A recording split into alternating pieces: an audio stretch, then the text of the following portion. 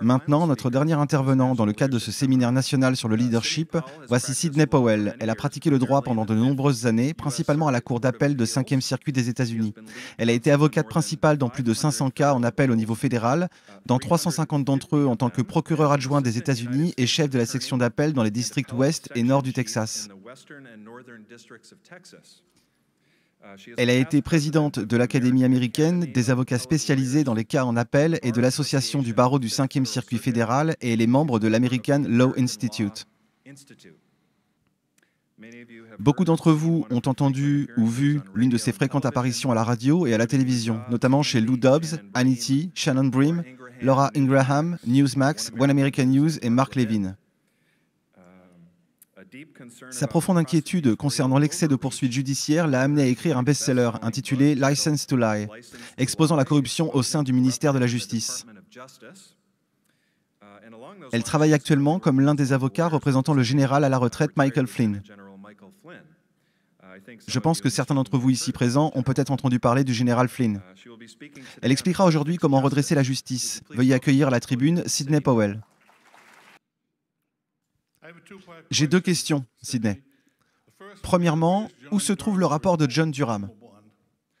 Et deuxièmement, existe-t-il en droit la notion de res ipso facto? Et la raison pour laquelle je mentionne cela, c'est que lorsqu'Hillary Clinton a installé un serveur à ses résidences privées, n'est-ce pas ce qu'on appelle res ipso facto? Si je me souviens bien de l'ancienne expression, est-ce que cela existe encore?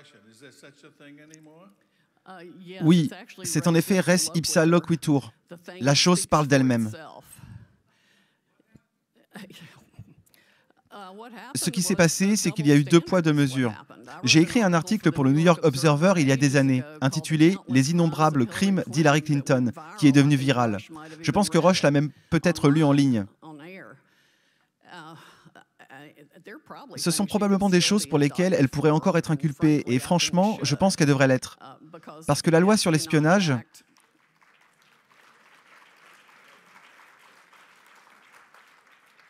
Il y a eu des violations très claires de la loi sur l'espionnage. Cela ne fait aucun doute que c'était intentionnel, même si le président Obama a déclaré le contraire. Et bien sûr, vous comprenez bien qu'Hillary devait être protégée parce qu'il lui écrivait sur ce serveur secret, en utilisant un pseudo. Ce qui montre qu'il était parfaitement au courant et avait approuvé à l'avance son utilisation du serveur secret non sécurisé. En plus de ça, il y a l'ordinateur portable d'Anthony Weiner. Je ne sais pas si vous avez entendu parler de cela. J'ai écrit un article à ce sujet. Ils ont trouvé 675 000 emails de Clinton lorsqu'ils ont obtenu le portable d'Anthony Weiner dans le cadre d'un mandat de perquisition en raison de tous ses problèmes de perversion sexuelle. Il s'agissait de tous les courriels de Clinton, ceux de la Fondation Clinton, ceux de la secrétaire d'État, ceux de Huma Abedin. De nombreuses personnes envoyaient des courriels à Huma qui servaient de mandataire à Hillary. Et il y avait aussi les messages que Comey a appelés les... Ah, désolé, je dois agiter les mains plus que la plupart des gens. Les courriels dorés. Parce qu'il s'agissait des messages sauvegardés du BlackBerry, qu'ils étaient censés chercher partout avec beaucoup d'attention. Eh bien, devinez ce qu'ils ont fait quand ils les ont trouvés sur l'ordinateur portable de Weiner. Ils ont obtenu un mandat de perquisition pour des choses qui n'incluaient pas les emails sauvegardés sur le BlackBerry. Donc, quand ils nous ont dit ce jour-là qu'il était là et qu'il a dit « Oh, vous savez, nous avons examiné tous les emails, il n'y a rien ici », c'était un pur mensonge. Ils n'ont spécifiquement pas regardé les emails sauvegardés du BlackBerry et n'ont pas vérifié une fraction des emails sur l'ordinateur portable d'Anthony Weiner. Donc, une des choses que je ferais si j'étais le président, je demanderais l'ordinateur portable d'Anthony Weiner et l'amènerais à la personne la plus fiable de l'armée pour qu'elle le démonte et commence à l'utiliser.